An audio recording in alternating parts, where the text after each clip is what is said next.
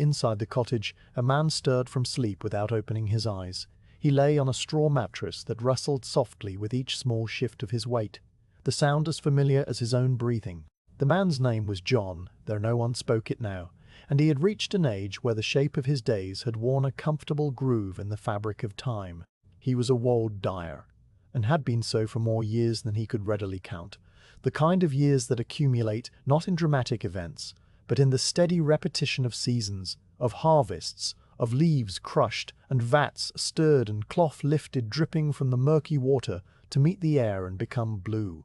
He opened his eyes to the grey light that seeped through the single window, its oiled linen covering drawn aside just enough to let the morning in. The room around him was spare and clean, a wooden stool, a table worn smooth by elbows and the sliding of bowls, the cold hearth where the embers of last night's fire had long since surrendered their glow. A cat lay curled at the foot of the mattress, a compact circle of grey fur that rose and fell with the rhythm of its own untroubled sleep. John sat up slowly, placing his bare feet on the packed earth floor, and it was then that his hands came into the first true light of the day. He paused for a moment, looking at them as they rested on his knees, and anyone watching would have been struck by their colour. His hands were blue. Not a bright or vivid blue, not the blue of a summer sky or a cornflower, but a deep, muted, settled blue-grey, the colour of slate after rain, the colour of distant hills in the last light of evening. The stain reached from the tips of his fingers down across his knuckles, spreading over the broad backs of his hands in uneven washes, pooling in the creases and the fine lines of his skin. His palms carried a lighter shade, a soft dove-grey, where the dye had been pressed into the lifeline and the heartline over countless dips and squeezings. Even his nails showed a faint crescent of blue at the quick, as if the colour had become part of their very growth. He did not notice the colour any more, not consciously. His hands were simply his hands, the tools of his labour, the instruments by which he understood the world. They had been this way for so long that the stain seemed less an addition and more a revelation of something that had always been there beneath the surface, a quiet truth made visible by time and patience. He turned them over once, palms up to the grey light, then let them fall back to his knees. The movement was slow, unthinking, like the gesture of a man settling into a familiar chair. The cottage was silent except for the soft sounds that old buildings make when the temperature shifts. A creak from the roof timber, a settling of the daub, the whisper of thatch contracting as the night's moisture began to evaporate. Outside, the mist continued its slow drift across the village, curling around the stems of nettles and the trunks of the apple trees that grew behind the cottage. Somewhere in the distance a single bird called out, a thin note that hung in the damp air for a moment before dissolving back into the hush. John rose to his feet with the careful deliberateness of a man who has learned not to rush, his joints clicking softly in protest before settling into their work. He crossed to the door, his bare feet silent on the earth, and lifted the wooden latch with a thumb that carried the same blue stain as every other part of his hand. The door swung inward on leather hinges that gave a low, familiar groan, and the cold morning air rushed in to meet him, carrying the smell of damp soil, the green scent of the woad fields, and the faintest trace of wood smoke from a neighbouring chimney. He stood in the doorway for a long moment, letting the air wake him fully, his blue hands resting one upon the other at his waist. The yard before him was a small enclosed space defined by the cottage on one side, the open workshop on another, and a low stone wall that marked the boundary with the lane. The woad drying racks took up the centre of this space, a series of wooden frames set at an angle to catch the sun, their slats darkened by years of contact with wet cloth.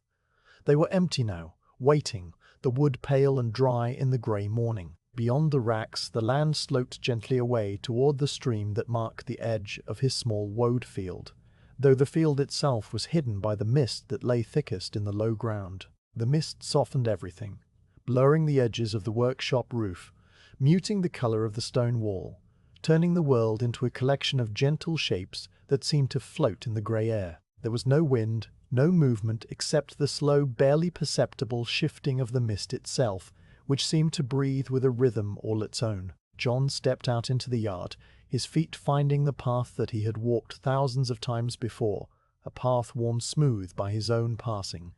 The ground was cool and slightly damp, the packed earth giving way to patches of grass that brushed against his ankles. He walked to the well that stood at the edge of the yard, a simple construction of stone with a wooden frame above it supporting a rope and a bucket. The well cover was thick with dew, the droplets catching what little light there was and holding it like tiny, cold jewels. He lifted the cover and set it aside, then began to lower the bucket, hand over hand, the rope running through his blue fingers with a soft, rhythmic rasp. The bucket descended into the darkness, and after a moment there came a distant splash that echoed up the stone shaft.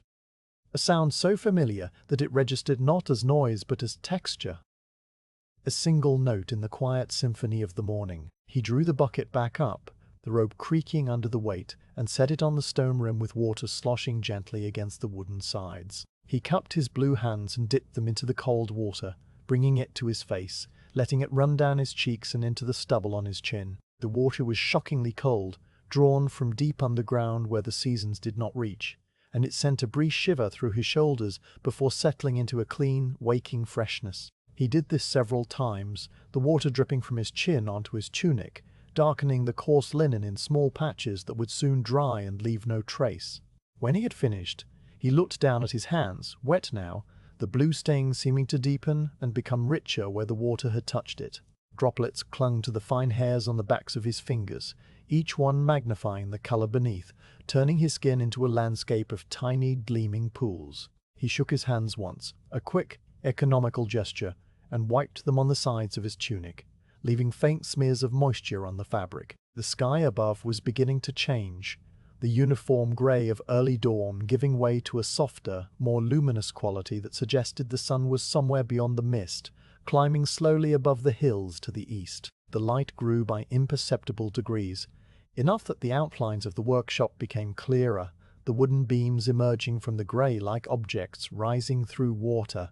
The thatch on the cottage roof, which had seemed uniformly dark, now showed hints of gold and brown where the light caught its textured surface. John carried the bucket back toward the cottage, intending to set water on for the morning meal, but he paused at the drying racks.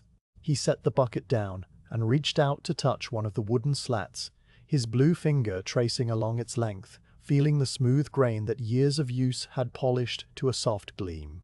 The wood was dry, ready for the day's work, and this small confirmation seemed to satisfy something in him, some quiet need for order and readiness that had been carved into his nature by decades of working with materials that demanded patience.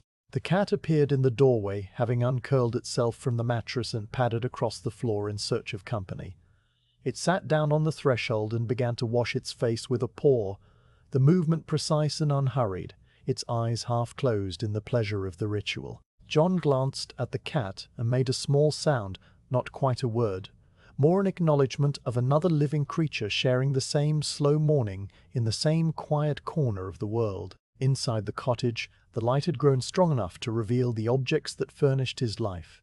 The clay pots on the shelf, each one holding dried herbs or woad powder or crushed madder root.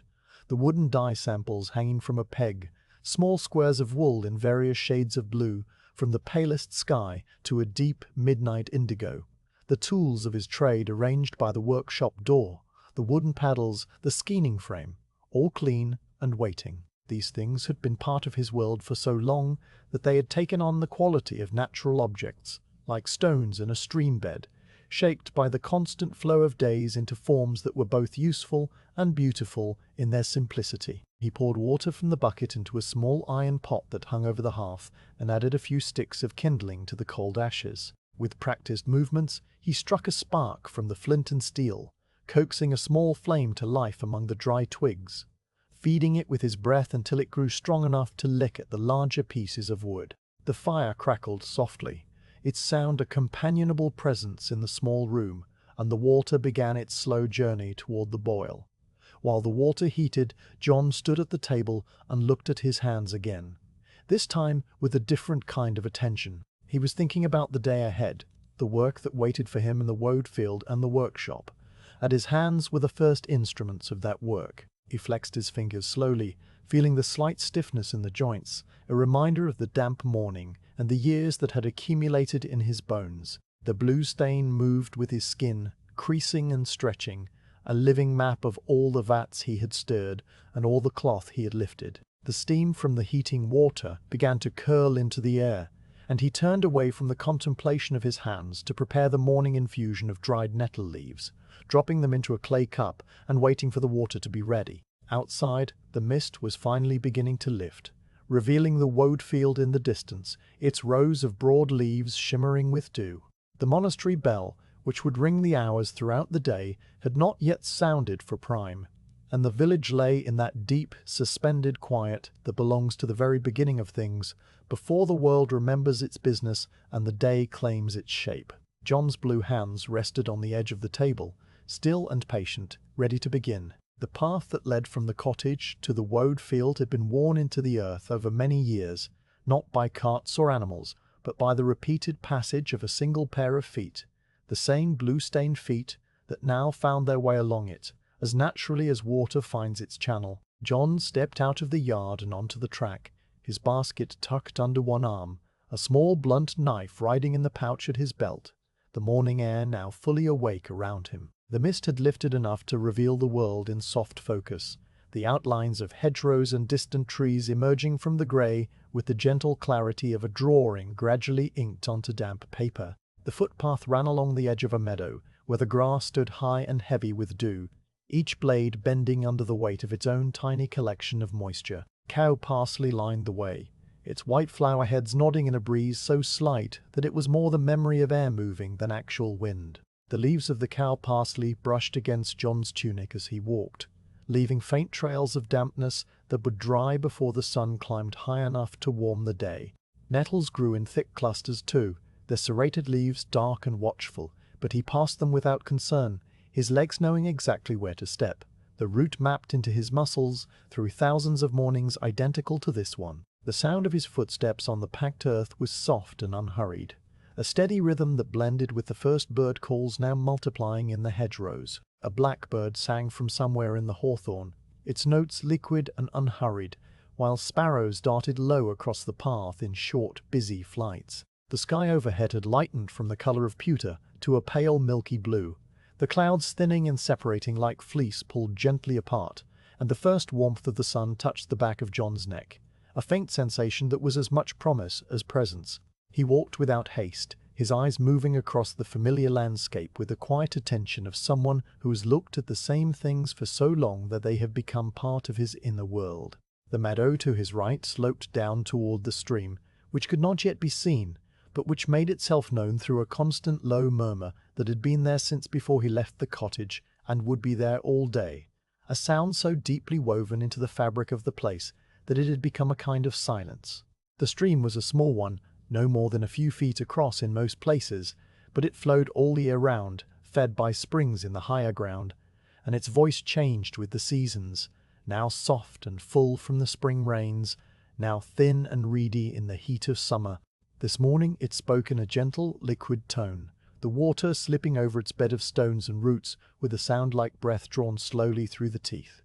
The path turned and dipped, and the first leaves of the Woad field came into view. The field was not large, perhaps the size of a cottage garden extended generously, but it was carefully tended and sheltered on three sides by a low hedge of hazel and hawthorn that protected the plants from the stronger winds that sometimes swept across the open farmland. The leaves of the Woad stood in neat rows, each plant a cluster of broad grey-green foliage spreading outward from a central crown.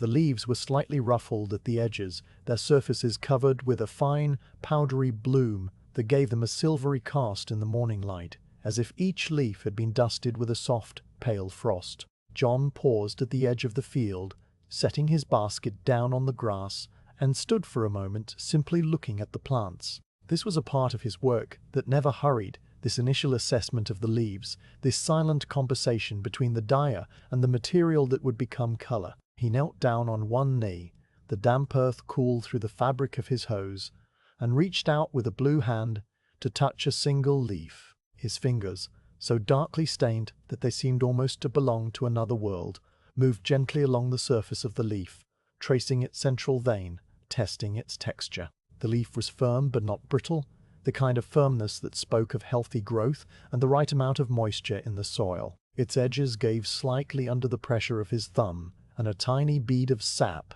pale and watery, appeared at the point where he had pressed, carrying the first hint of that sharp green smell that would later fill the workshop. He moved along the row, checking leaves here and there, his hand moving from plant to plant with the same calm, repetitive motion. Some leaves were still too small, their grey-green colour more grey than green, and these he left untouched. Others had reached the full broadness of maturity, their colour a deep blue-green that promised a rich yield of colour, and it was these that he began to gather. He drew the small knife from his belt, its blade worn thin from years of use, the wooden handle polished smooth by the grip of his hand, and he cut each leaf cleanly at the base of its stem, close to the crown, leaving the younger growth to continue its slow development. The knife moved with a quiet, regular rasp as it severed each stem, and the leaves fell into his waiting palm one by one, their weight slight but accumulating.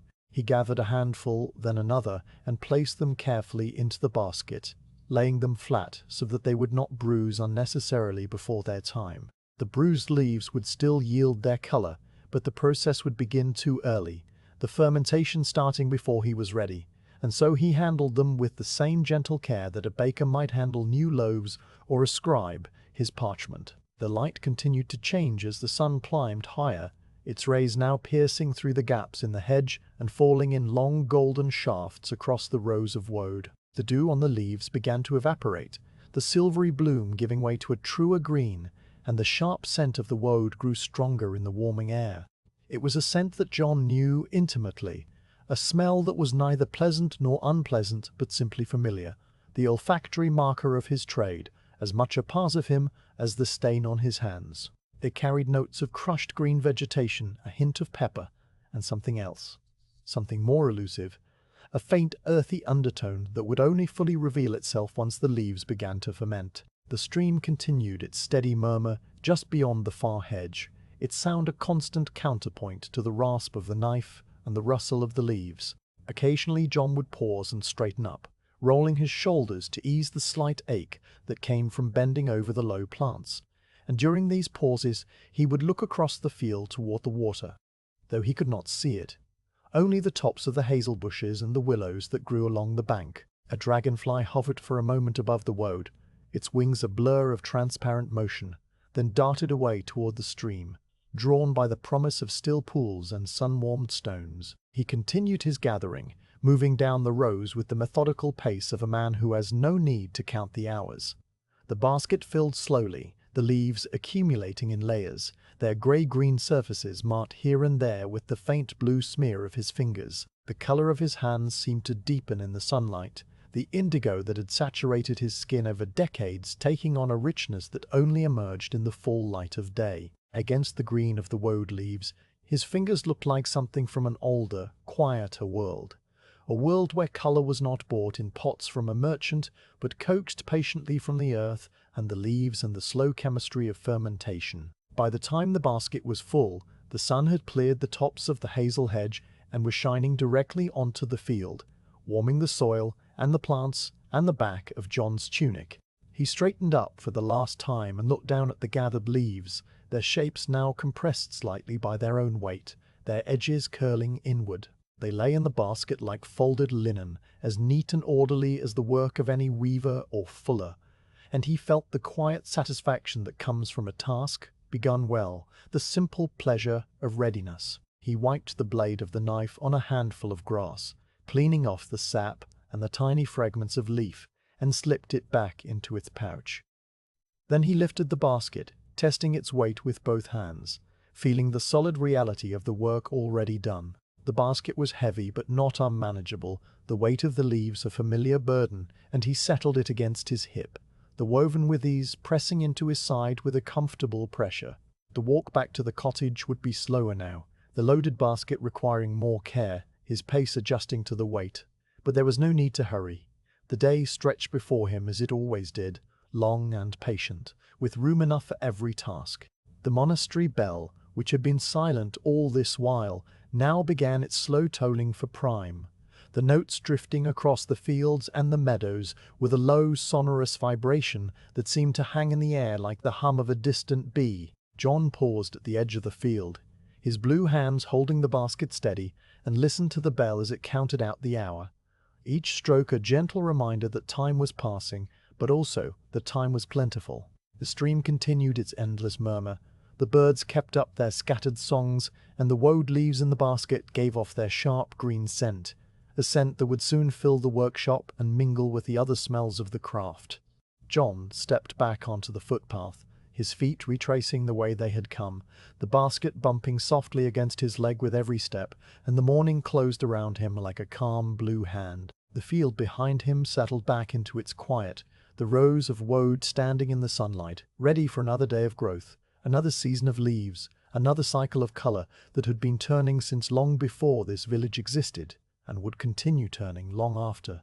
The workshop stood open to the morning on three sides, its thatched roof supported by 4 sturdy posts of oak that had darkened with age to the color of strong tea. The fourth wall was the back of the cottage itself, sharing its warmth in winter and its coolness in summer, and the beaten earth floor inside was swept clean each evening, leaving it smooth and pale as old bone.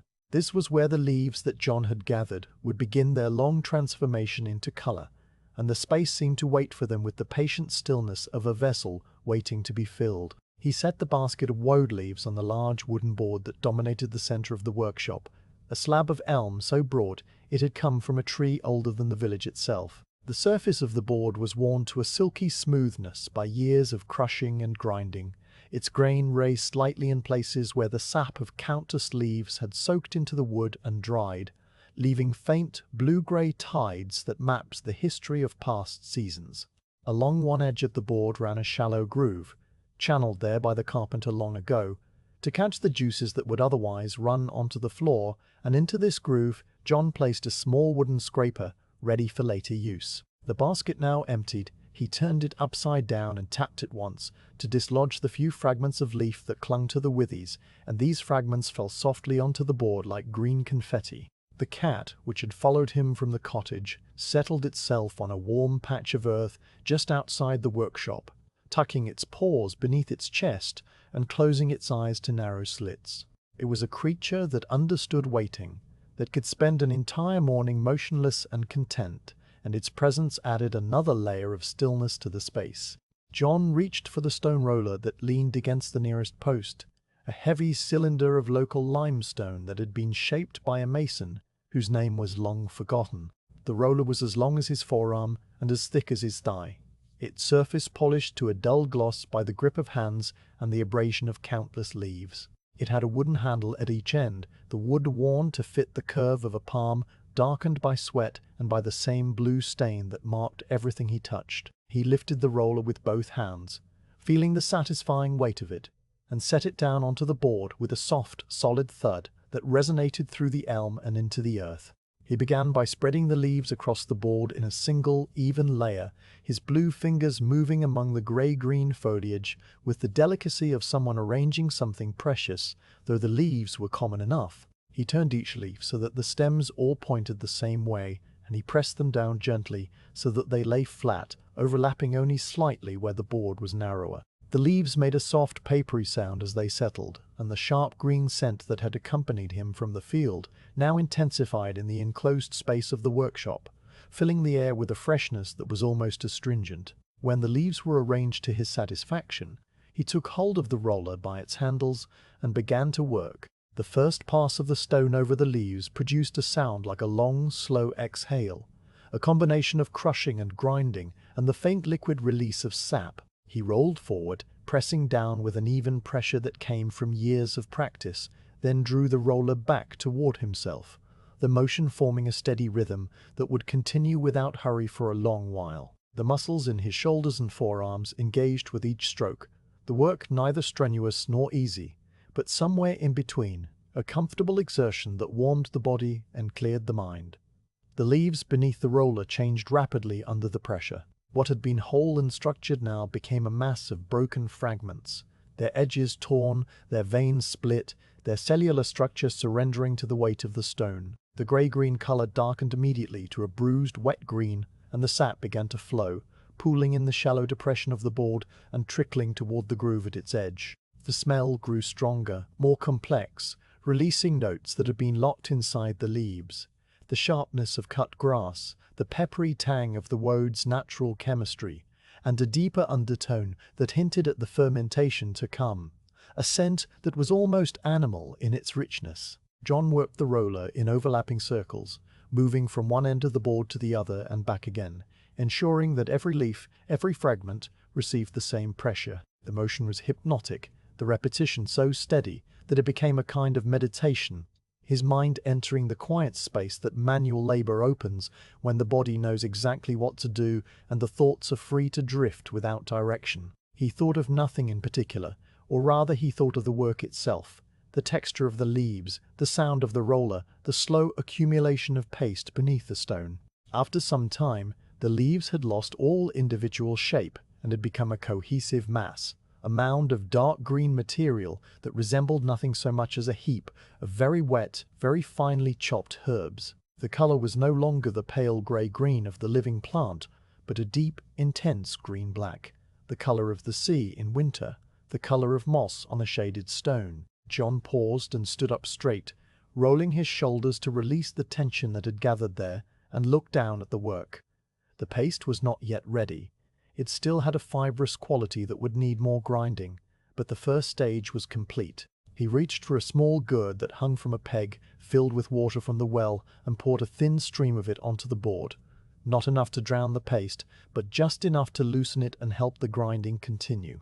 The water spread across the board, picking up the green juice and creating rivulets that ran along the grain of the wood and into the groove. He took up the stone roller again and resumed his work, the paste now slicker under the stone, the sound changing from a dry crushing to a wet, slapping grind that was softer and more rhythmic, like the sound of waves withdrawing over a pebbled shore. The cat, still motionless on its patch of earth, opened its eyes briefly, looked at John with the incurious gaze of an animal that has seen this act performed 1,000 times, and closed them again. A sparrow landed on the edge of the thatch, peered into the dimness of the workshop, and flew away. The monastery bell had fallen silent, its prime calling complete, and the village beyond the workshop had settled into its own quiet routines.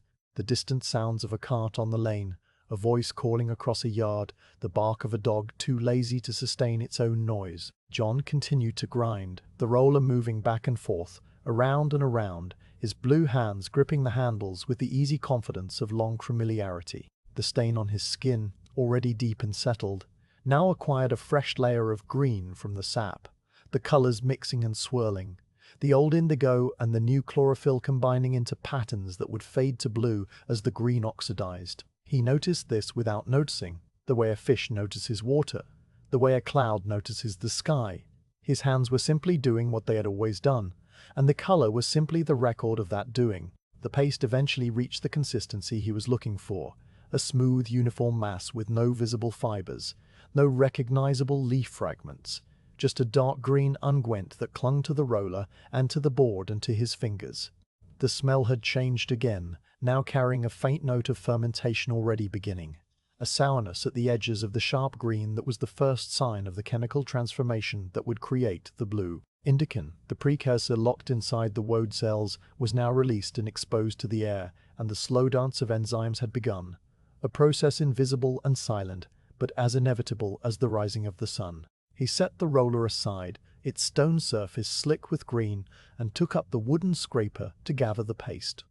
He worked the scraper across the board with short, efficient strokes, drawing the paste toward him, piling it into a heap at the center of the elm.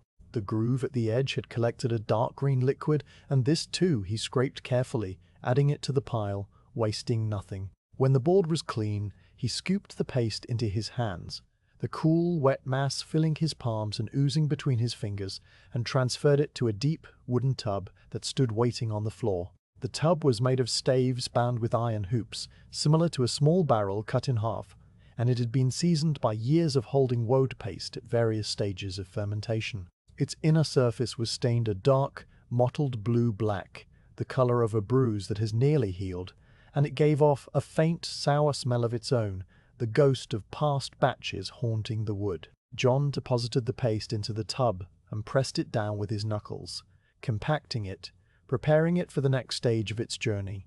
He stepped back and looked at the tub, at the board now clean, at the roller resting against the post, at the cat, still sleeping in its patch of sun. The workshop was quiet except for the distant murmur of the stream and the occasional flutter of a bird in the thatch.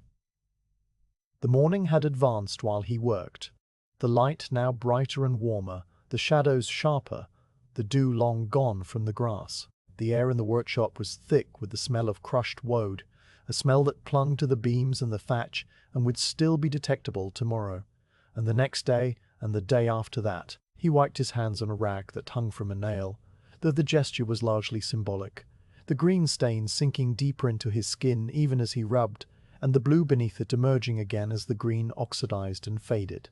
His hands would need a proper washing later, but for now, they were clean enough for the next task. He lifted the tub, now heavy with the wet paste, and carried it to the shaded corner of the workshop where the fermentation rack stood, a simple construction of wooden slats that allowed air to circulate. There he would form the paste into balls, the couching that would begin the slow transformation from green to brown to the secret blue that lay hidden within.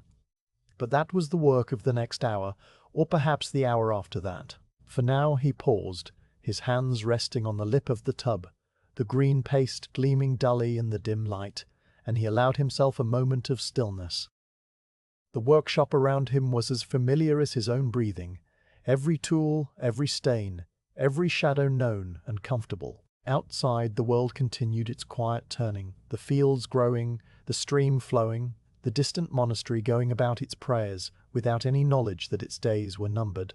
The dissolution, when it came, would change many things, but it would not change this: the crushing of leaves, the slow release of colour, the blue hands of a dyer at his work in the quiet heart of a Tudor morning. The shaded corner of the workshop where the fermentation rack stood was a place of quiet transformation, a place where the visible surrendered to the invisible and the patient chemistry of the earth did its slow work. The rack was a simple construction of 3 wide slatted shelves, each one spaced a handspan apart to allow the air to circulate freely around whatever rested upon them, and the whole assembly was pushed back against the cottage wall, where the thatch overhung enough to keep off the rain, but not so much that the air grew stale. This corner smelled different from the rest of the workshop, carrying a sour, earthy note that was the accumulated memory of many batches of woad paste that had come here to ferment, a smell that was not unpleasant but was certainly particular, the olfactory signature of indigo in the making.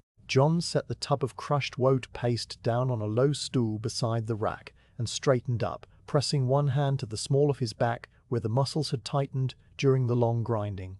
The morning was advancing now, the sun fully clear of the hedgerows, and the light that reached into this corner of the workshop was gentle and indirect, falling in a soft wash rather than a direct beam. This was good for the fermentation, which preferred coolness and shade, and John had placed the rack in this spot many years ago for exactly that reason, a decision made once and never needing to be reconsidered. He bent to the tub and began the work of forming the paste into balls, a process the dyers called couching. The paste was cool and smooth now, having rested a little since the grinding, and it held together well when he scooped up a handful and pressed it between his palms. He worked with the same steady, unhurried rhythm that he brought to all his tasks, taking up a portion of the dark green mass, compacting it gently but firmly, turning it between his blue hands until it formed a rough sphere about the size of a small apple. The paste made a soft, wet sound as it compressed, and the green juice that had pooled in the bottom of the tub coated his palms anew, adding another layer to the complex stain that was already there. Each ball, as it was finished, he placed onto the top slatted shelf of the rack, setting it down with care so that it kept its shape. He worked methodically across the shelf, the balls forming a row of dark green mounds that looked almost like very dense, very wet loaves of bread waiting for the oven. The air around them began to change almost immediately, the sour notes strengthening as the paste was exposed to more surface area, and John knew from long experience that the fermentation was already stirring within the cells of the crushed leaves, the indicam beginning its slow conversion into indoxal, which would later become indigotin, which would later become blue. When the top shelf was full, he moved to the middle shelf, and then to the bottom, until the tub was empty and the rack held perhaps 30 or 40 balls of woad paste, arranged in neat rows. The sight of them was satisfying in a quiet way, the visual representation of work completed and work yet to come, the beginning of a process that would require patience above all else. The balls would need to rest here for several days, during which time they would undergo a series of subtle changes that John would monitor with the same calm attention he gave to everything else in his trade. He took up the tub, now scraped clean, and carried it to the well to rinse it out, the cold water splashing against the wooden staves and washing away the last traces of green. He set it upside down to drain, the water running off in rivulets that darkened the packed earth, and then he returned to the workshop and sat down on the low stool near the fermentation rack to rest for a while. The stool was old and had belonged to his father, or perhaps his grandfather, and its seat had been worn into a shallow concavity by generations of sitting. John settled onto it with the ease of long familiarity, his back against the cottage wall, his hands resting on his knees with the palms turned up as if to dry. The staining on his palms was lighter than on the backs of his hands, a soft grey blue that looked almost like the colour of a winter sky seen through thin cloud, and the new green from the paste was already fading as the air worked on it. Time passed in the way that time passes in a workshop when no one is counting it. The sun climbed higher and the shadows on the floor shifted by imperceptible degrees, the leading edge of the shade retreating slowly across the beaten earth like a tide going out. The cat, which had been sleeping in its patch of warmth, got up and stretched, its spine rising into a long arch and then settling, and walked with deliberate steps to a new spot where the sun had advanced. It circled once, twice, and then settled again, its chin resting on its paws, its eyes closing. John watched the fermentation rack with the kind of attention that is almost indistinguishable from daydreaming. He was not looking for anything in particular, not yet, but he was present with the paste in the way that a shepherd is present with his flock, a steady, diffuse awareness that would register any change worth noticing. The first change, when it came, would be a shift in the colour of the balls, the dark green beginning to lighten and brown as the fermentation consumed the plant matter. Then a warmth would rise from the centre of each ball, a gentle heat that was the signature of the chemical process, and a powdery bloom might appear on the surface, a fine grey dusting that indicated the indigo was forming properly. But none of this had happened yet. The balls sat on their shelves, dark and wet and still, giving off their slow scent into the shaded air. A small fly landed on one of the balls and walked across its surface in a zigzag pattern, then flew away. The stream beyond the hedge continued its endless murmuring. From somewhere in the village came the sound of a woman singing, a fragment of a melody that drifted on the air for a few bars and then stopped, as if the singer had forgotten the words or been called away to some other task. John thought about the monastery, as he sometimes did when he was sitting still. The bell had been silent since prime, and the monks would be going about their own work now, the copying of manuscripts, the tending of their garden, the prayer that marked the hours. The rumour of dissolution had been circulating for months, brought by travellers and merchants, whispered at markets and repeated in the village alehouse. It was said that the king's commissioners were travelling the country, inspecting the religious houses, finding reasons to close them down. The small Cistercian monastery beyond the meadow was unlikely to be spared, being neither rich enough to buy its safety, nor poor enough to be overlooked, and the wool that the monks supplied for dyeing might soon stop arriving. But John did not dwell on this. The world beyond the village was a distant place, its politics and its proclamations as remote as the weather in another county. He trusted in the things he could touch, the woad leaves, the stone roller, the dye vat, the cloth that would become blue. These things had been his companions for decades, and they would not change regardless of what happened to the monks or their monastery. The sheep would still grow wool, the farmers would still bring it for dyeing, and the indigo would still form in the fermenting paste as it had done since long before anyone could remember. After a while, he rose from the stool and approached the rack to turn the balls. This was a task that needed doing every hour or so during the first day of couching to ensure that the fermentation progressed evenly and that no part of the paste grew too warm or too cold. He took up a flat wooden paddle that hung from a nail on the nearest post, its blade worn thin at the edges, and he used it to lift each ball gently, turning it over, exposing its underside to the air. The balls had flattened slightly where they rested on the slats, and the surfaces that had been in contact with the wood were smoother and darker than the tops. He turned each one with the same careful attention, the paddle moving under the paste with a soft, wet sound. And when he had turned them all, He stepped back and surveyed the rack. The warmth was beginning now, very faintly. When he held the back of his hand close to the surface of one of the balls, he could feel a subtle heat radiating from it, the kind of heat that comes from a compost heap or a pile of cut grass left in the sun. It was a good sign, a sign that the fermentation was alive and active, and he nodded once to himself, a small acknowledgement of progress. The color was still green, but a slightly lighter green than before, the dark intensity of the fresh paste giving way to something more muted, more olive in tone. He returned the paddle to its nail and walked to the edge of the workshop, where the open side faced the meadow and the stream and the distant line of oaks. The air was warmer now, the coolness of the morning entirely gone, and the sky had settled into a steady pale blue with a few white clouds that moved so slowly they seemed almost stationary. A cart passed on the lane beyond the stone wall, its wheels creaking, its driver raising a hand in greeting. John raised his own hand in return, the blue of his fingers catching the light. The rest of the morning passed in a series of small, unhurried actions.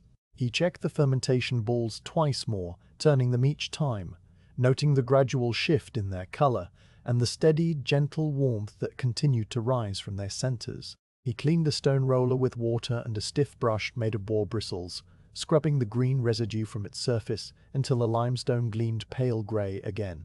He swept the workshop floor with a besom, the twigs scratching over the packed earth in a rhythm as regular as a heartbeat. And he gathered the few fallen leaves that had escaped the grinding and added them to a small pile of compost behind the cottage.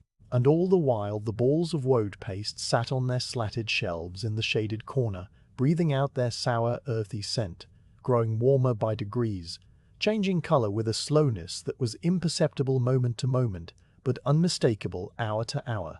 The blue was hidden inside them still, bound up in the chemistry of the leaves, waiting for the right combination of time and air and temperature to release it. John knew this as he knew the shape of his own hands, not as a fact he had learned, but as a truth he had absorbed through the pores of his skin over years of watching and waiting. The monastery bell rang again, the single note for the office of Tesse, and the sound came across the fields with a sweet, low clarity that seemed to hover in the air for a moment before dissolving. John listened to it, his hands still, his head slightly tilted, and then he went back to his work. The dissolution, when it arrived, would be another bell, marking a different kind of hour, but it had not arrived yet, and until it did, the fermentation would continue, the balls would turn, and the slow, patient chemistry of indigo would proceed without hurry in the shaded corner of the workshop, as it always had, and as it always would. The bundle of cloth that John lifted from the shelf beside the cottage door had been dyed 2 weeks earlier, in a batch that had turned out particularly well, the blue settling into the wool with an even, soft intensity that pleased the eye. It was not the deep indigo of a night sky, but a lighter, cloudier blue, the color of distant mountains, or the bloom on a damson plum, and it had been ordered by a woman in the village who needed a length of good cloth for a winter tunic. The cloth had been dried on the racks, aired, folded, and left to rest, and now it was ready to be delivered. John tucked the bundle under his arm, the fabric soft and yielding against his side, and set out from the cottage toward the center of the village. The lane that led from his yard to the cluster of houses by the church was a narrow track of packed earth with grass growing down its middle, the kind of lane that had been there so long that no one remembered who had first walked it. The hedges on either side were thick with hawthorn and hazel, their leaves fallen green with the advance of late spring, and here and there a wild rose had begun to bloom, its pale pink petals catching the sunlight in a way that seemed almost luminous against the dark green of the foliage. The scent of the roses drifted across the lane in faint pulses, mingling with the ever-present smell of damp earth and the distant clean note of the stream. John walked with the slow, steady pace of a man who had no reason to hurry, and every reason to notice the world around him. His blue hands held the bundle of cloth against his hip, the contrast between the dyed wool and his stained skin almost imperceptible, 2 shades of the same quiet color family. The sun was well up now, approaching its midpoint, and the warmth of the day had settled into a comfortable golden presence that made the shadows sharp and the colors vivid. Birds sang from the hedgerows with the full-throated confidence of mid-morning, and somewhere a wood pigeon repeated its soft, rhythmic call, the 5 notes falling over each other like water over a stone. The village revealed itself gradually, as the lane curved past a stand of elm trees and opened onto a wider space. There was the church first, its square tower built of the same grey stone as the monastery beyond the meadow, and around it a scatter of cottages with thatched roofs and timber frames, their walls washed in pale ochre or left to weather to a silvery brown. Smoke rose from a few chimneys, thin columns of pale grey that leaned slightly in a breeze, too gentle to feel on the skin. A dog lay in a patch of dirt near the church porch, its head on its paws, its tail giving a single, lazy thump as John passed. The dog had seen him many times before and knew that he was not a person who required barking at. Near the village cross, a simple stone monument that marked the place where a market had once been held in busier times, a woman was drawing water from the common well. She straightened as John approached, recognizing the bundle under his arm, and her face creased into the quiet smile of someone who has been waiting for something pleasant and has now received it. Her name was Marjorie, and she was the wife of a human farmer who kept a flock of sheep on the higher ground beyond the monastery lands. She had ordered the cloth weeks ago, and she took the bundle from John with both hands, feeling its weight, running her thumb over the soft, napped surface of the wool. The exchange required few words. He told her that the colour was a good one, that it would hold fast against washing and sunlight, and she nodded, turning the cloth over to look at the reverse side where the blue was slightly paler but no less even. She handed him a small parcel in return, a round of cheese wrapped in a clean cloth and half a dozen eggs nestled in a basket of straw, and he accepted it with the same quiet courtesy. The blue of his hands brushed against the brown of the eggs, the pale yellow of the cheesecloth, the warm gold of the straw, and the colours seemed to belong together in that moment. The palette of a life lived close to the earth and its seasons. He lingered at the well for a short while, not because he had anything to discuss, but because the pace of the village invited lingering. A child came out of one of the cottages and stood staring at his hands, the way children often did, their curiosity not yet tempered by the politeness that adults learned. The child's eyes followed the blue fingers as they rested on the stone rim of the well, and John, noticing the gaze, turned his hands over slowly, palms up and then palms down, a quiet acknowledgement of the fascination. The child said nothing, only watched, and then ran off toward the churchyard, its bare feet slapping on the packed earth. From the village cross, the view opened out, across the common meadow, toward the monastery. The meadow was a broad sweep of grassland that had been grazed by sheep for as long as anyone could remember, its surface dotted with the white and brown shapes of the flock that belonged to the monks. The sheep moved slowly across the grass, their heads down, their fleece thick and creamy against the green, and the sound of their bleating came across the distance as a faint intermittent chorus. Beyond the meadow, a line of oaks marked the boundary of the monastery grounds, their trunks massive and dark, their canopies spreading in broad, rounded crowns.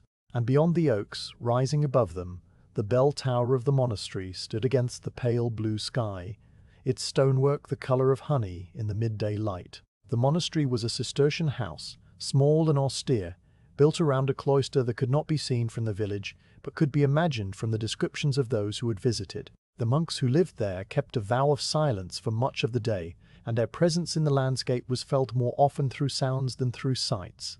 The bell that rang the hours, the occasional chant that drifted across the meadow during the offices, the creak of a cart bringing wool down the lane for dyeing.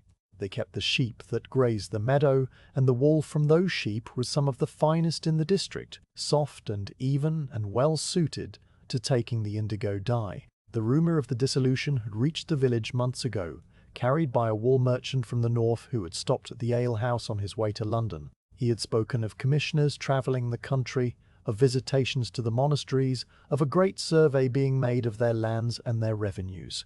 He had said that the smaller houses would be the first to go, that the king's appetite for reform was strong, and that no religious foundation could count itself safe. The villagers had listened to these words with the same attentive passivity they brought to any news from beyond their own fields. And then they had gone back to their work. The monastery had always been there, its bell ringing the hours, its sheep grazing the meadow, and it was difficult to imagine the landscape without it. John stood at the well for a while longer, his bundle of cheese and eggs resting on the stone rim beside him, and looked across the meadow at the distant tower. He had no particular feeling about the monastery or its monks, neither affection nor resentment, only a settled familiarity that was the product of years of quiet coexistence. The wool came, he dyed it, the cloth went back, and that was the sum of the relationship. If the monastery were dissolved, the sheep would be sold to a new owner, and the wool would still come, perhaps from a different flock, but still wool, still in need of blue.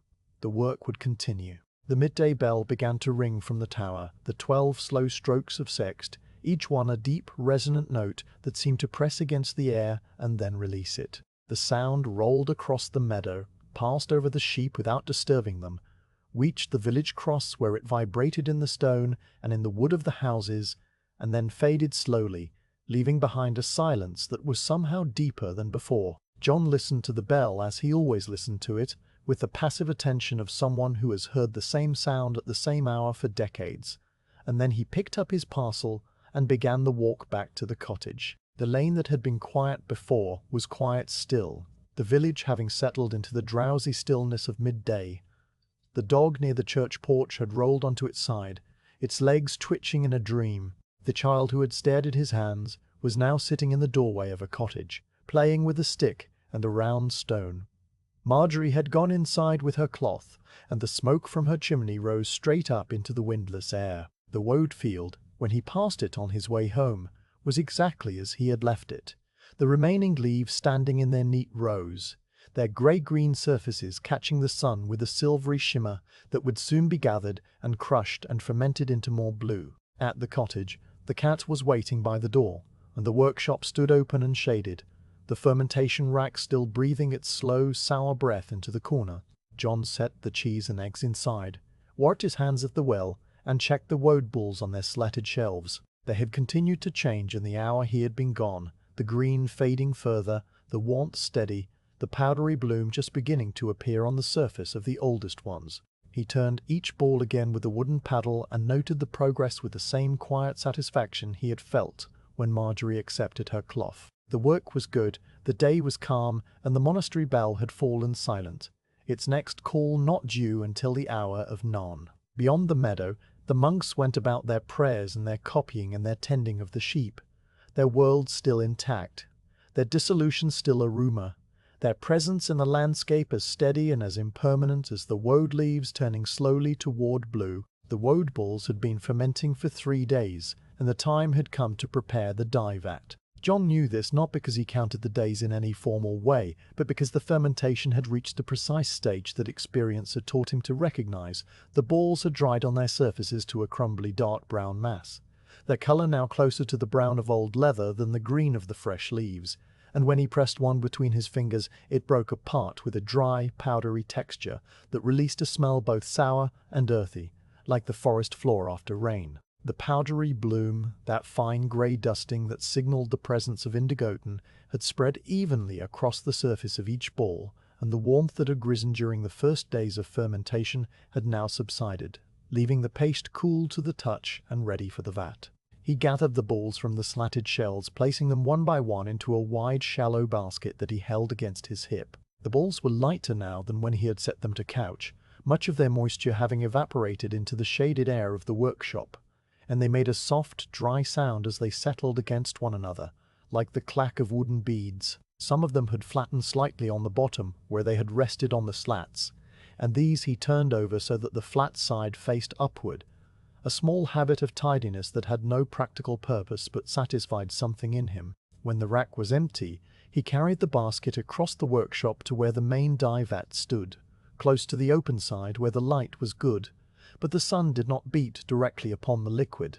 The vat itself was a large wooden tub, half sunk into the earth to keep it stable, and to help maintain an even temperature, its staves held together with broad iron hoops that had darkened over time to a deep, rusted black. The tub was wider than a man could wrap his arms around, and deep enough to reach the middle of John's thigh, and it had been built by a cooper whose name was carved into the underside of the base, a name that no one ever saw, but that John remembered when he thought about the origins of things. The inside of the vat was stained in layers, decades of dyeing having left their record in bands of color that ranged from pale gray at the rim through deeper and deeper blues to an almost black indigo at the very bottom, where the sediment of countless batches had settled and hardened.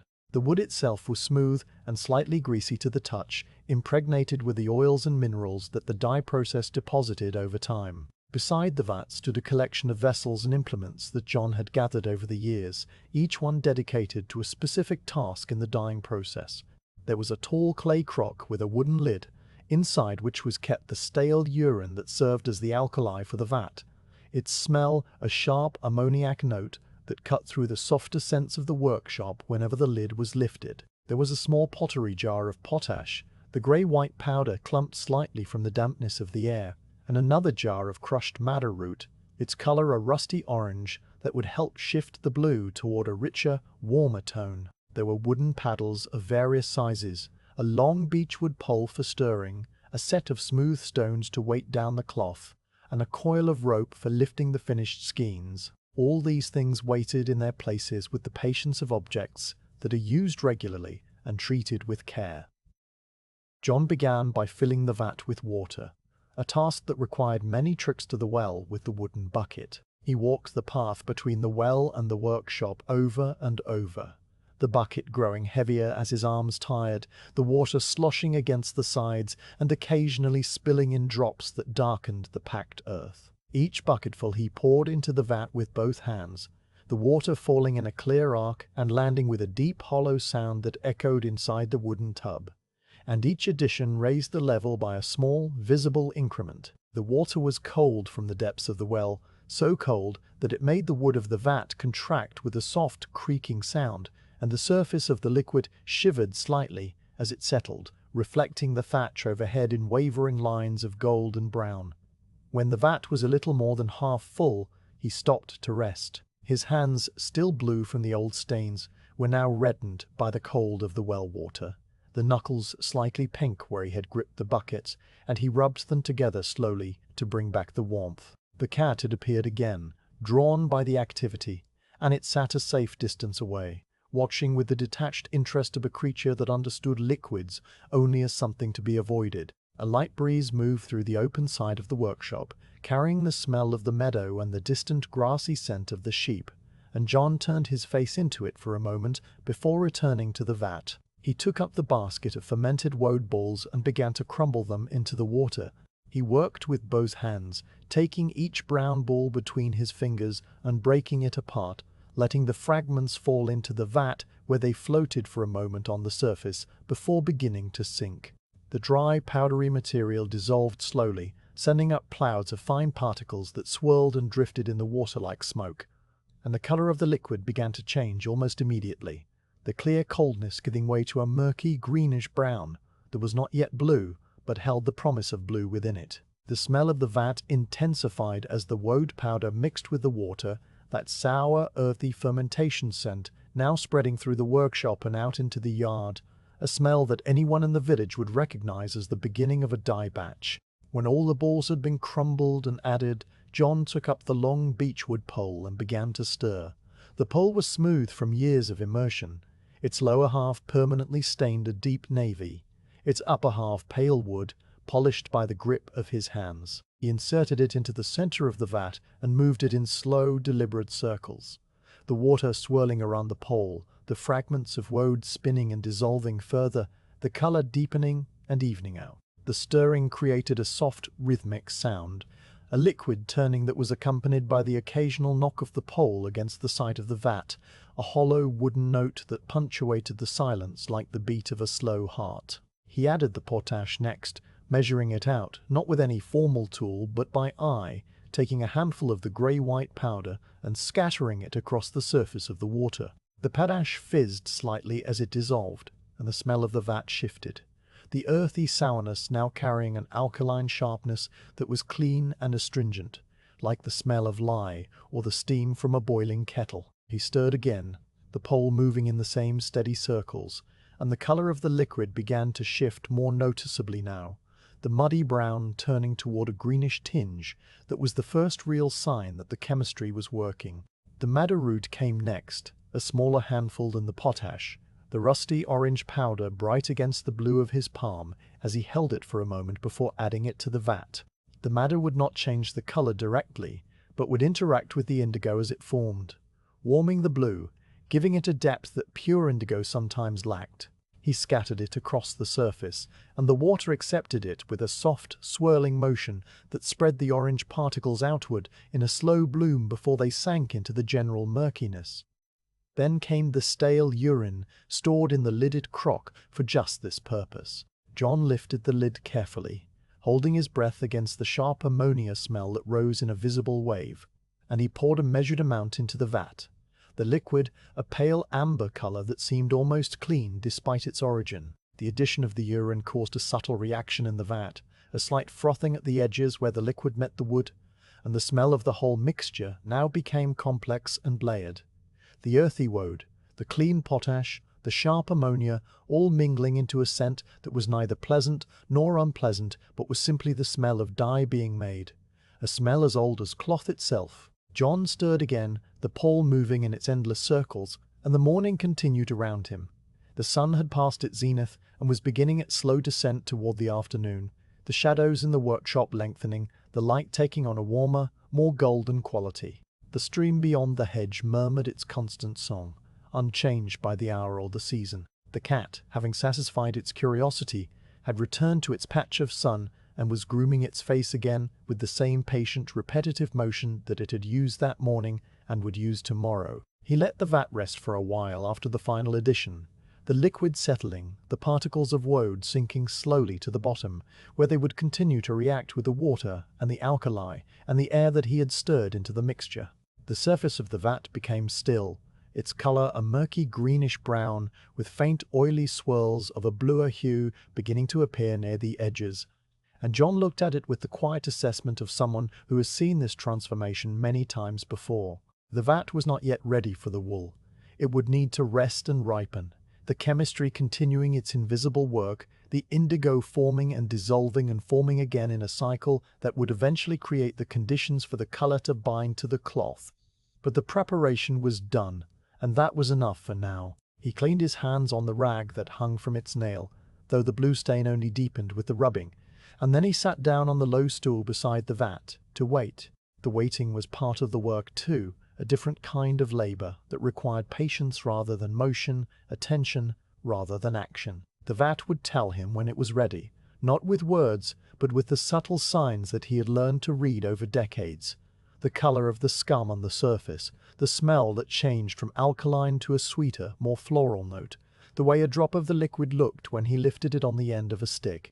All these things were still to come, and he was content to sit in the quiet workshop, his blue hands resting on his knees, the vat breathing its slow chemistry into the shaded air, the afternoon unfolding around him like a length of cloth being smoothed over a drying rack. The dissolution, the monastery, the world beyond the meadow, all of it receded into the distance, replaced by the simple, patient presence of the dye vat and the man who watched over it. The wool arrived in the quiet hour after the midday meal, brought by a farmer's wife whose name John knew but did not need to speak. She came walking down the lane with a large wicker basket balanced on her hip, the weight of it pulling her shoulder slightly down on one side, and she set it on the ground just inside the workshop with a soft grunt of relief. The basket held undyed homespun wool, the fleece of sheep that grazed the common meadow, still carrying the smell of the animals and the grass and the open air.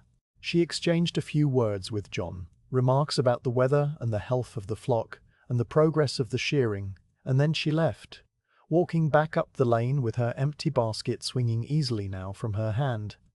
John knelt beside the basket and lifted out the first skein of wool. The wool was clean but not scoured, meaning the natural grease of the sheep, the lanolin, still clung to the fibers, giving them a slightly waxy feel and a soft, water-repellent quality. The color of the undyed wool was a warm cream, the color of fresh milk or the inner flesh of a hazelnut, and it varied slightly from skein to skein depending on the age of the sheep and the part of the fleece from which it had been taken. Some skeins were almost white, the color of chalk dust, while others carried a faint golden undertone that would interact with the indigo in subtle ways, producing blues that were slightly warmer or slightly cooler. He lifted a skein and held it up to the light, letting it dangle from his blue fingers. The wool was soft and springy, the threads spun with an even hand, and when he pulled gently on the ends the skein stretched slightly before springing back, a sign of good spinning and healthy fleece. He turned it over, checking for any bits of vegetable matter that might have been missed when the wool was carded, but the farmer's wife was careful in her work and the skein was clean. He set it aside on a clean board and reached for the next one, and so he continued, removing each skein from the basket, inspecting it briefly, and laying it in a neat pile near the dye vat. The vat had been resting all morning, the liquid settling and ripening, and the chemistry had done its slow work while John ate his midday meal of bread and cheese. The surface of the vat now showed the signs he had been waiting for, a fine greenish scum that gathered in oily swirls where the air met the liquid, and beneath it the color had deepened from the murky brown of the morning to something richer, a dark green brown with a faint blue undertone that was visible only when he looked at it from the side, in the right light. The smell had changed too, the sharp alkaline note of the potash and urine mellowing into something sweeter, a floral scent that was the signature of the indigo when it was ready to bind. He dipped the end of a stick into the vat and lifted it out, watching the drop of liquid that clung to the wood.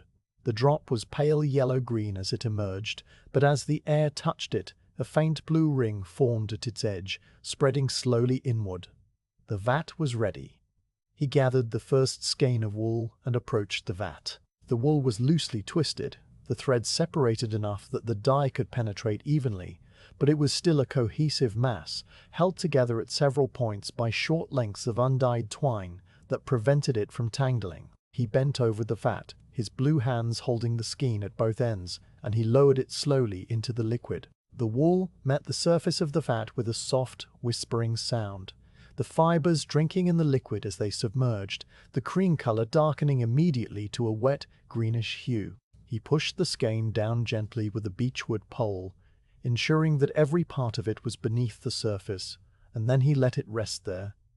The wool sat in the vat for a measured span of time, the minutes passing slowly in the quiet workshop. John did not count the minutes.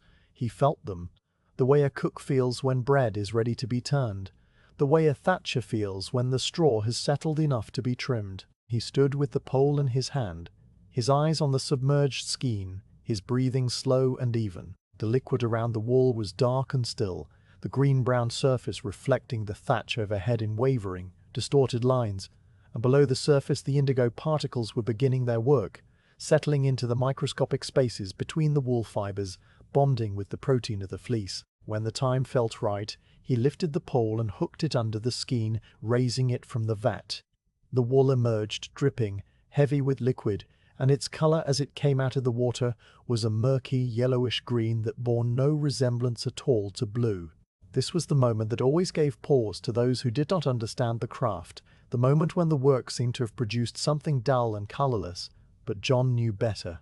He held the skein above the vat, letting the excess liquid drain back into the tub, and he watched.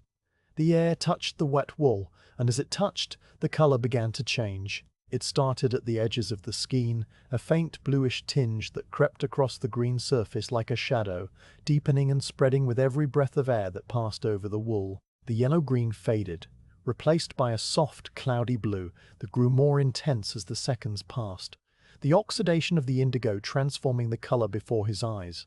It was a slow magic, this change from nothing to blue, a magic that had been old when the Romans planted woad in the fields of Britain, old when the Egyptians wrapped their dead in indigo-dyed linen, old as the first human who noticed that certain leaves left their color on the skin and wondered what else they might color. John watched the transformation with the same quiet attention he had brought to the crushing and the fermenting and the stirring, an attention that was neither wonder nor boredom, but something in between, the calm satisfaction of a process unfolding as it should.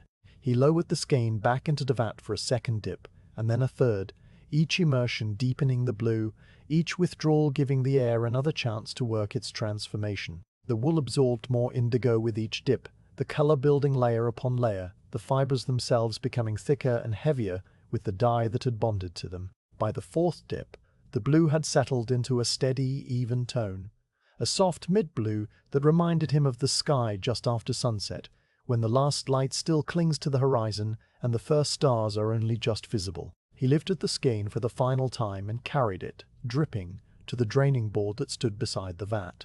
The board was angled slightly so that the liquid would run back into a catch bucket, from which it could be returned to the vat later, wasting nothing, the frugal practice of a craft that valued every drop of color. He laid the skein on the board and pressed it gently with his palms, squeezing out the excess dye, feeling the warmth of the wool and the slickness of the liquid against his already stained skin. The blue of his hands and the blue of the wool was slightly different now, the wool a fresher, brighter shade, his skin a deeper, more settled tone, and the contrast pleased him in a way he did not articulate. He returned to the basket and took up the next skein, repeating the process with the same slow, deliberate care. Dip, wait, lift. Watch the blue appear. Dip again, wait again, lift again, press and drain. Each skein followed the same path through the vat, and each emerged with a slightly different character.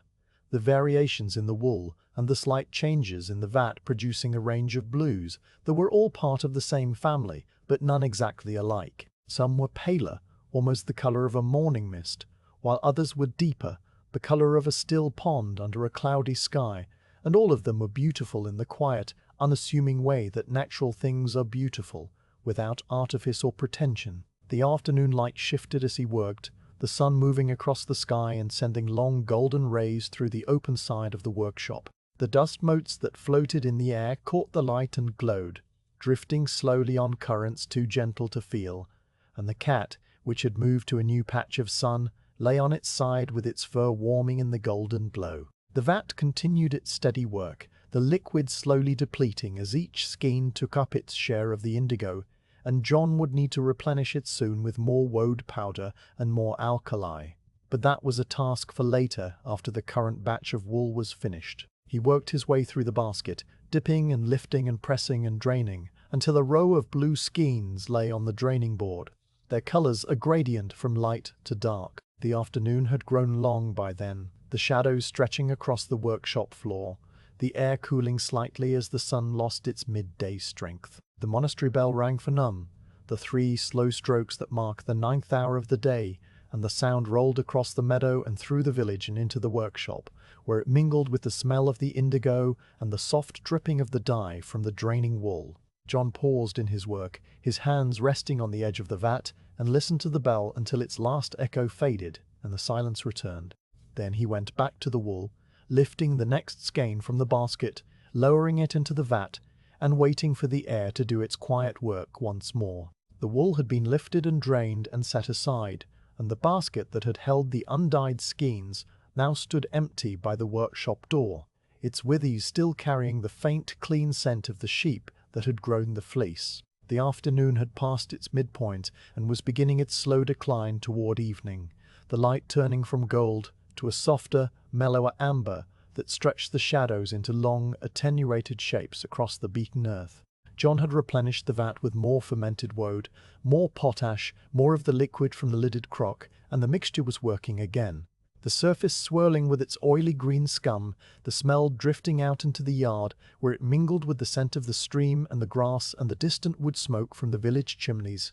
There was one more task to be done, before the dyeing could be called complete for the day. A task that required not the long beechwood pole, but the direct work of his hands in the vat itself. Some of the skeins, the thicker ones, the ones spun from the coarser fleece of the older sheep, had not taken the color as evenly as he would have liked. In places the indigo had settled more deeply into the outer fibers, while the inner threads remained slightly paler, creating a variation that was not unpleasant, but was not quite right either. And these skeins needed to be worked by hand, opened up under the surface of the dye, squeezed and massaged until every fiber had accepted its share of the blue. John rolled back the sleeves of his tunic, though the gesture was largely ceremonial. The fabric already stained to the elbow with the same indigo that marked his skin. He knelt beside the vat, lowering himself onto a folded piece of sacking that cushioned his knees against the packed earth, and he leaned forward until his face was close to the surface of the liquid. The smell of the vat was strong at this proximity, that complex blend of fermentation and alkali and the sweet floral note of the indigo itself, and he breathed it in as naturally as he breathed the air of the meadow. His reflection looked back at him from the dark surface, wavering and distorted, his features broken into shifting fragments of skin and shadow, and the deep blue of his hands that seemed to merge with the color of the dye. He reached into the vat with both hands, the liquid parting around his wrists and forearms with a soft, thick sound, the kind of sound that water makes when it is heavy with dissolved matter. The temperature of the vat was blood warm, not hot, but not cold either. A warmth that had been generated by the fermentation and maintained by the sun that has been shining on the wooden sides all afternoon. It was a pleasant temperature, a temperature that invited the hands to stay, and John's hands had been staying in vats of this warmth for more years than he could count. He found the first skein beneath the surface, his fingers recognizing the texture of the wool even without the help of his eyes, and he began to work it. He opened the skein under the liquid, spreading the threads apart with his thumbs, letting the dye penetrate into the inner layers that had been shielded from the earlier dips. He kneaded the wool gently but firmly, the way a baker kneads dough, the way a potter kneads clay, a rhythmic pressing and releasing that moved the liquid through the fibers in slow, deliberate pulses. His hands moved in the vat with the confidence of long practice, the blue of his skin indistinguishable now from the blue of the dye, his fingers and the wool and the liquid, all part of the same dark, warm world beneath the surface. The work was absorbing in the way that all work with the hands is absorbing when it is slow and familiar, and requires just enough attention to keep the mind from wandering too far. He felt the texture of the wool change as the indigo penetrated more deeply, the fibers becoming heavier and more slippery, the skein taking on a uniform density that told him it was ready. He lifted it briefly above the surface to check the color, and the air did its work as it always did, the greenish tint fading into blue even as he watched, the evenness of the color confirming what his fingers had already told him. He lowered it back and gave it a final squeeze, then set it aside on the draining board with the others. The next skein needed the same attention, and he reached into the vat again, his arms sinking in up to the elbow, the dye staining the bare skin of his forearms where the sleeves had ridden up.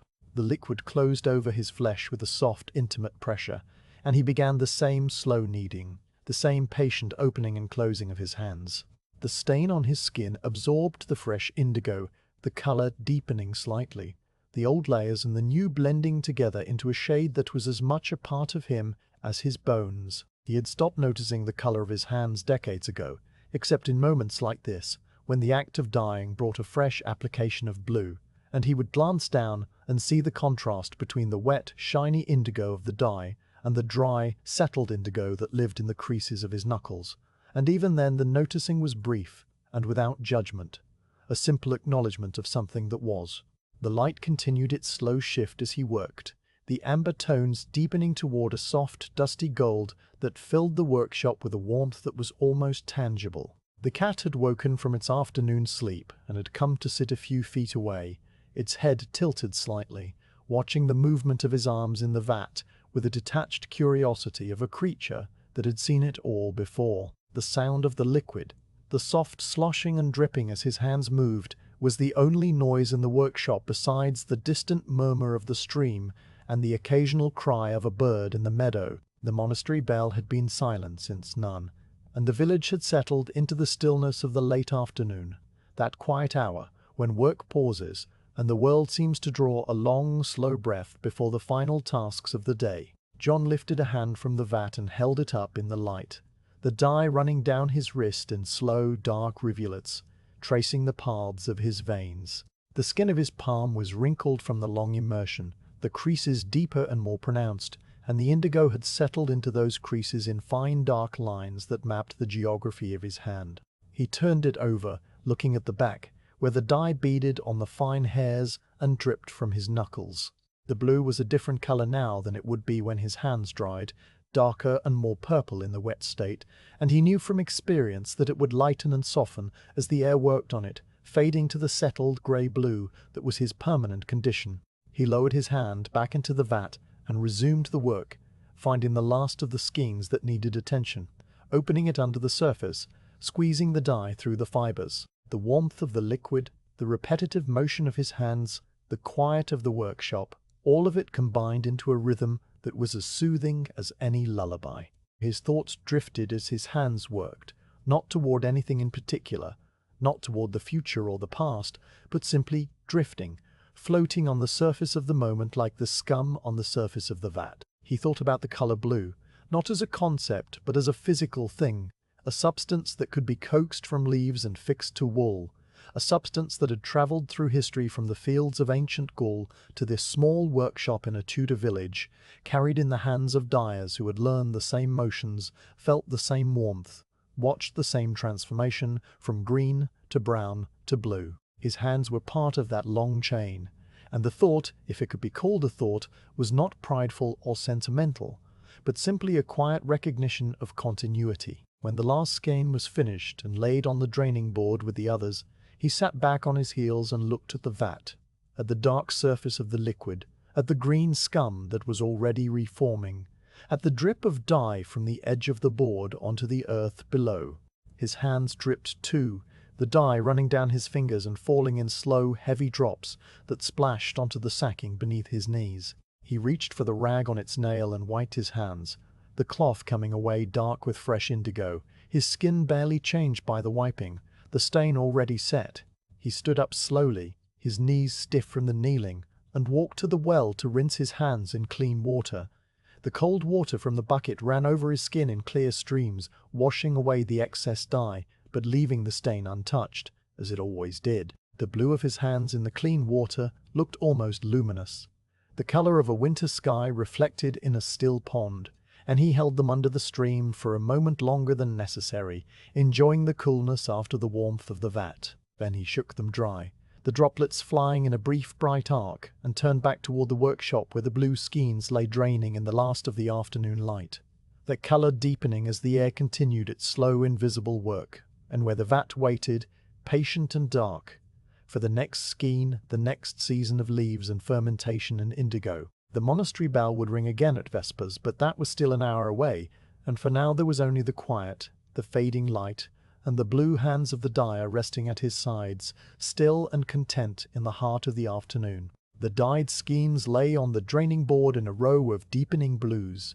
their surfaces still slick with the last traces of the vat liquid, and the time had come to carry them outside to the drying racks. John gathered the first armful of wool, lifting the skeins carefully from the board, their weight increased by the water and the indigo they now held within their fibers, and he cradled them against his chest as he walked out of the workshop and into the yard. The skeins were cool against his tunic, the dampness seeping through the linen and touching his skin with a chill that was not unpleasant, a reminder of the well water and the long afternoon of immersion. The drying racks stood in the open part of the yard where the late afternoon sun still reached, though its light had mellowed into a soft golden glow that no longer carried the warmth of midday. The racks were simple constructions of wooden slats set at a shallow angle, their legs planted firmly in the earth, their surfaces weathered to a silvery grey by years of exposure to sun and rain and the constant, gentle abrasion of drying cloth. They were empty now, waiting, the slats clean and dry, and John approached them with the same quiet deliberation he brought to every stage of his work. He laid the first skein across the top slat of the nearest rack, spreading it out with his blue fingers so that it lay flat and even, the threads separated slightly to allow the air to circulate.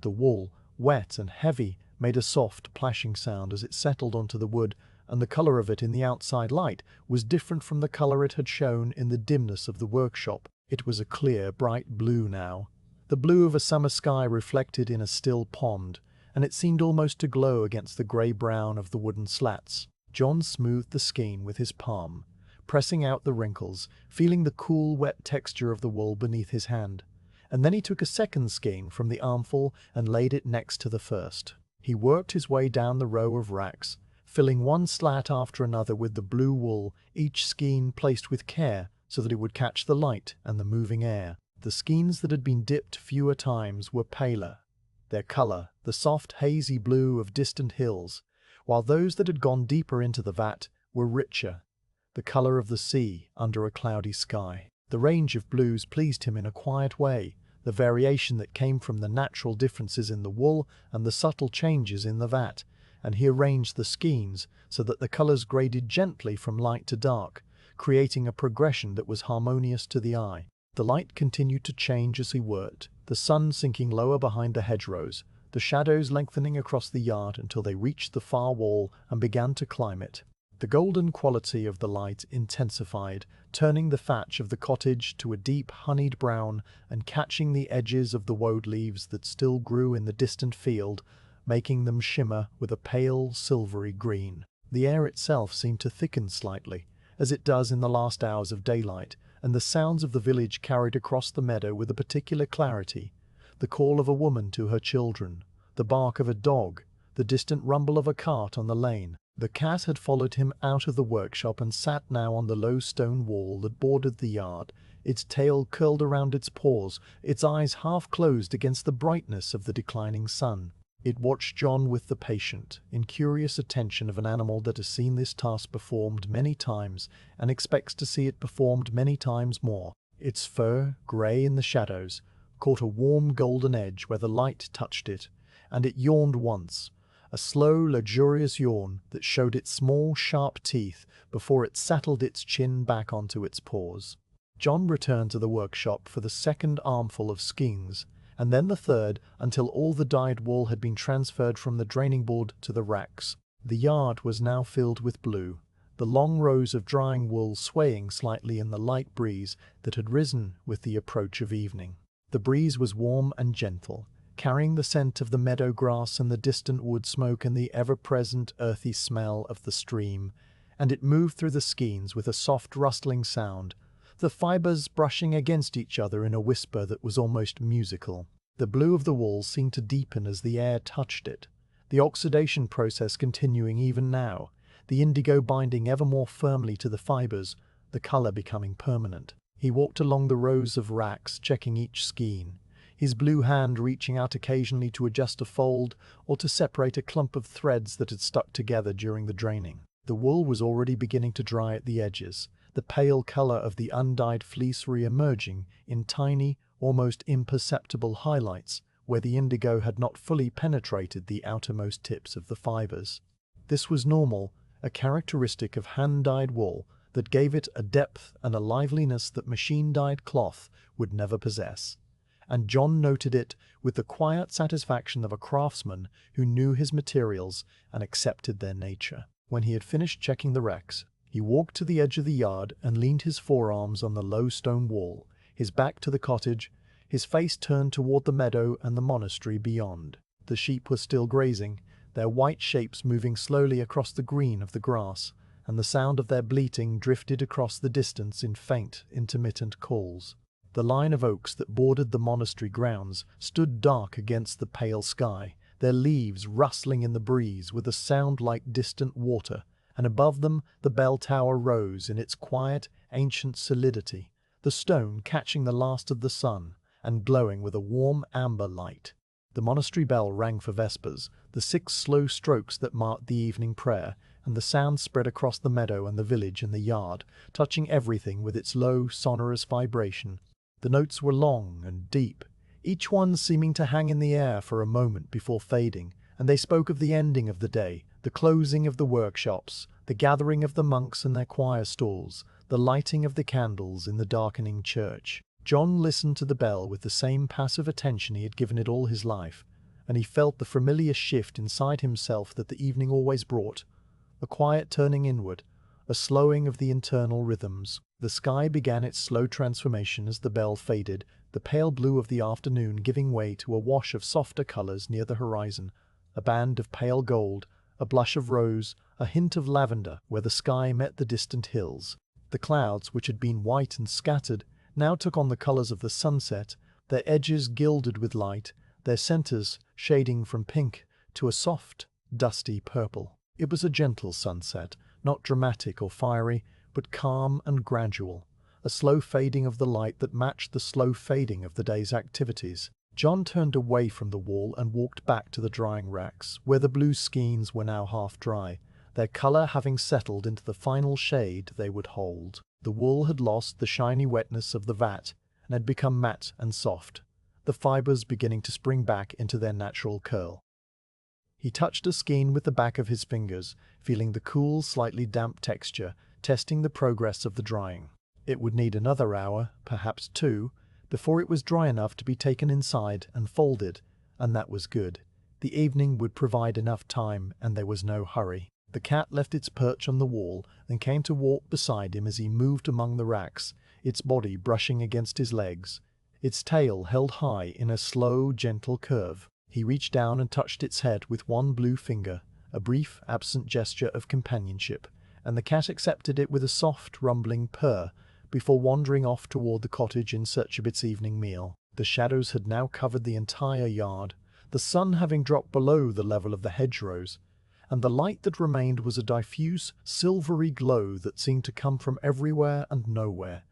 The last light of the day reflecting off the sky and the clouds and the pale, dusty surface of the lane. Inside the cottage, a single rushlight had been lit, its small flame steady and golden against the gathering dusk. John's wife, a woman whose hands also carried the faint blue stain of the woad, though her work was more often with the mending and the cooking and the carding of the wool, moved quietly in the room, setting out the remains of the midday bread and a wedge of the cheese that Marjorie had given them. She did not call out to him or ask him to come inside.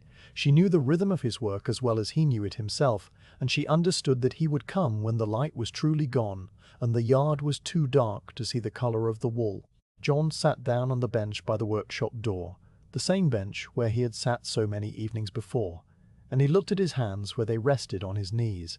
The fresh indigo from the afternoon's work had dried now, and his skin had returned to its usual settled state, the deep, muted blue-grey that was the color of his trade and his life. The lines of his palms were dark with the accumulated dye, and the half-moons of his nails showed the faint blue crescent that had been there for as long as he could remember. He turned them over in the fading light, looking at the backs, at the knuckles, at the fine hairs that were stiff with the residue of the vat, and he felt the quiet, wordless acceptance that comes when a person is exactly where they are meant to be, doing exactly what they are meant to be, doing exactly what they are meant to do. The last light drained from the sky, the colors fading from gold to grey to a deep velvety purple that would soon become full darkness.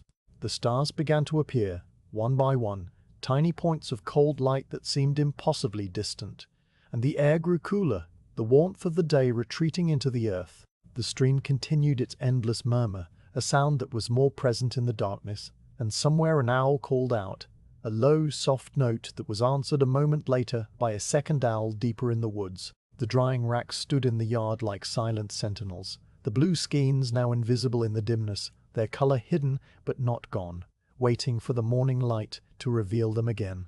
John rose from the bench and walked to the racks one last time, his feet finding the path by memory, and he touched the wool once more, feeling the dryness of the fibers, the way they had regained their lightness and their spring.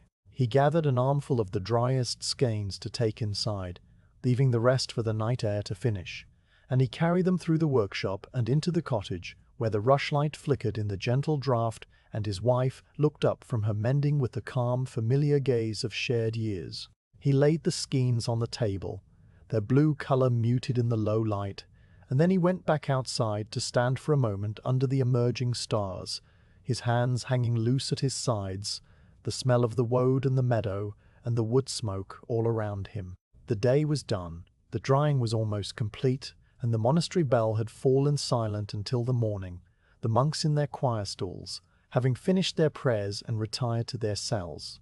The village settled into the deep quiet of the night, and the blue wool rested on the racks and on the table, waiting for the first light of dawn. The last of the drying skeins had been gathered from the racks and carried inside, and the yard was empty now, under a sky that had deepened to the color of a fresh indigo vat, a dark, velvety blue-black scattered with the cold, distant light of stars. The moon had not yet risen, and the only illumination came from the pale glow of the sky itself and the single rushlight that burned in the cottage window, its small flame steady and golden, a warm square of light that fell across the threshold and touched the packed earth of the yard with a faint trembling edge. The night air was cool and still, the breeze of the afternoon having died away completely, and the world had settled into that profound quiet that belongs to the hours after sunset, in a place far from towns and their endless noise. John stood beside the dye vat in the darkness of the workshop, the shadows thick around him, his blue hands moving by touch and by memory over the familiar shapes of his tools. The vat had been covered with its wooden lid, a heavy circle of planks that fitted snugly over the rim to keep out the night air and any creatures that might be curious. And the liquid beneath was still warm, the fermentation continuing its slow chemistry even in the darkness. He checked the lid with a press of his palm, feeling the solid weight of it, the slight give of the wood where it had swollen with the moisture, and he judged that it was secure. The vat would rest through the night, the indigo particles suspended in the dark water, and in the morning he would stir it again, and perhaps add more woad powder and more alkali to replenish what the wool had taken. He moved through the workshop, his feet finding the path without need of light, his hands brushing against the stone roller on its shelf, the wooden pebbles on their nails, the fermentation rack empty now, but still carrying the sour, earthy scent of the couch that had rested there. The workshop smelled as it always smelled at the end of a dying day. A complex layering of indigo and potash, and the wet wool that now hung from the rafters in the cottage, and the smell was as familiar to him as the shape of his own hands, as the sound of his own breathing. He paused at the edge of the workshop, where the thatch overhung the open side, and he looked out at the darkness of the yard and the meadow beyond.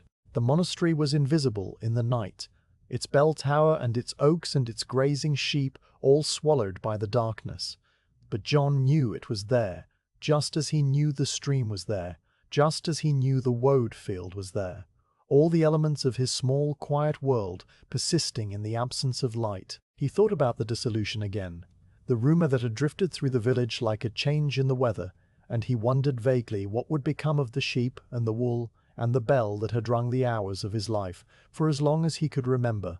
The thought was not a troubled one, not a thing that caused any tightening in his chest or any furrow in his brow, but simply a quiet acknowledgment that the world was larger than his workshop and that changes came, whether they were welcomed or not. The dissolution, when it arrived, would rearrange the landscape in ways he could not predict, but it would not rearrange the chemistry of the woad or the color of the indigo or the way his hands looked in the morning light. He turned away from the darkness and walked back across the yard to the cottage, his shadow flickering briefly in the rectangle of light from the open door. Inside, the single rushlight burned on the table, its flame dipping and swaying in the gentle currents of air that moved through the small room. The cat was curled on the hearth, a compact circle of grey fur that rose and fell with the slow rhythm of its sleep, and the blue skeins of wool lay folded on the table in a neat pile, their colour muted to a soft, shadowy blue in the low light. The smell of the cottage was a blend of wood smoke from the cold hearth, the faint, clean scent of the wool, and the ever-present, earthy undertone of the woad that clung to the beams and the thatch and the very fabric of John's tunic. His wife sat on a low stool near the rushlight, a shirt of undyed linen spread across her lap, a bone needle in her hand. She was mending a tear in the sleeve, her stitches small and even, the needle moving in and out of the fabric with a steady, hypnotic rhythm. Her fingers carried the same faint blue tinge that marked his own, though hers was lighter, more of a suggestion than a statement, the result of years of handling his tunics and his hose and the cloth that came through the workshop. The stain on her fingers was concentrated in the tips, where the needle pressed and where the fabric was held, and it had settled into the creases of her knuckles in fine, delicate lines that were barely visible in the dim light. She did not look up when he entered, but she shifted slightly on her stool, making room for him in the quiet space of the evening, and he crossed to the table and sat down on the bench beside it. He poured water from a clay pitcher into a small basin that stood on the table, the water cool and clear, and he dipped his hands into it. The gesture was a ritual, performed every evening, though it accomplished little in the way of actual cleaning.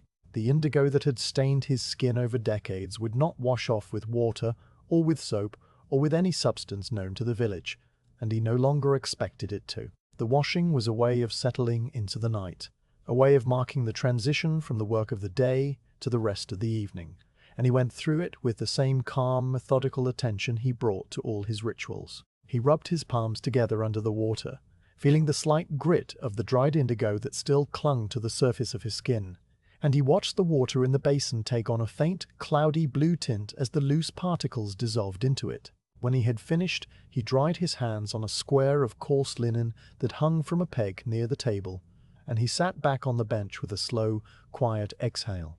His wife continued her mending, the needle moving in its steady rhythm, and the silence between them was the comfortable silence of two people who had shared a life for many years and no longer needed words to fill the space. The rushlight flickered, casting long dancing shadows on the wattle and daub walls, and the cat stirred in its sleep, its paws twitching as it chased some dream mouse through the fields of its imagination. The rumor of the dissolution hung in the darkness outside, like the memory of the monastery bell, like the scent of the woad on the drying racks.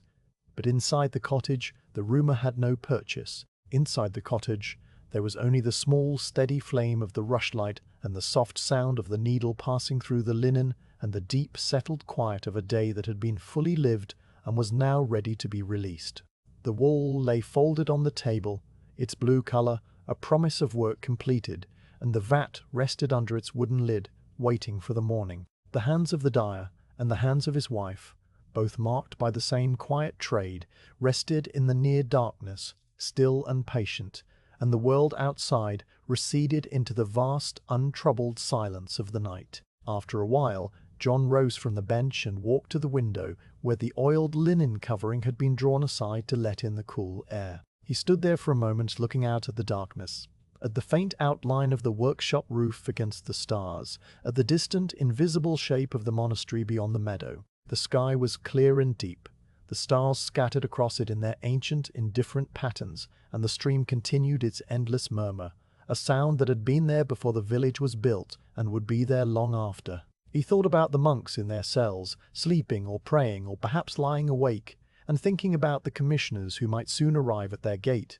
and he felt a quiet, wordless sympathy for them, the sympathy of one whose world was also small and quiet, and subject to forces beyond its control.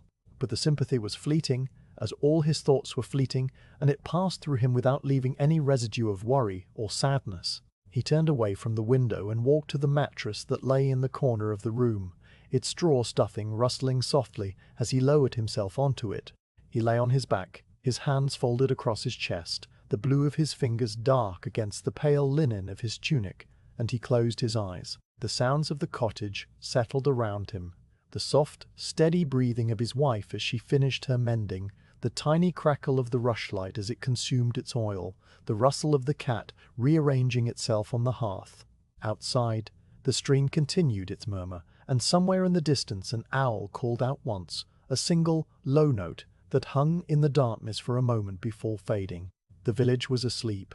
The monastery was asleep. The woad field and the meadow and the hedgerows were all asleep, and the night covered everything with its dark, gentle hand. John's breathing slowed, deepening into the rhythm of approaching sleep, and his blue hands, those steady, patient instruments of his trade, relaxed against his chest. The stain on his skin, the accumulation of decades of leaves and vats and slow oxidation, was invisible in the darkness, but it was there, as it would always be there, a quiet record of a quiet life. The dissolution, when it came, would bring changes, but it would not change the color of his hands, or the rhythm of his days, or the slow, patient transformation of woad leaves into indigo. Those things belonged to a deeper order, an order older than kings and monasteries and the proclamations of commissioners, an order that would endure as long as the stream continued to flow, and the woad continued to grow, and the hands of dyers continued to reach into the vats and lift out the wool, dripping and transformed and blue. The rushlight burned down to a flicker, and then it went out, the last of its oil consumed, and the cottage was plunged into a darkness that was complete and soft and utterly peaceful. In that darkness the dyer slept, his hands motionless on the blanket, his breathing deep and even, his dreams filled with the colors and sounds and textures of his trade, the sharp green scent of crushed leaves, the warmth of the fermenting couch, the liquid swirl of the dye vat, the slow unfurling of blue from the touch of the air. Outside, the stars turned slowly overhead, and the monastery stood silent in its ring of oaks, and the village lay wrapped in the deep, untroubled sleep that comes after a day of quiet work, a sleep that held no fear of the future and no regret for the past, only the calm, patient presence of the present moment, as blue and as steady as the hands of the woad dyer resting in the dark.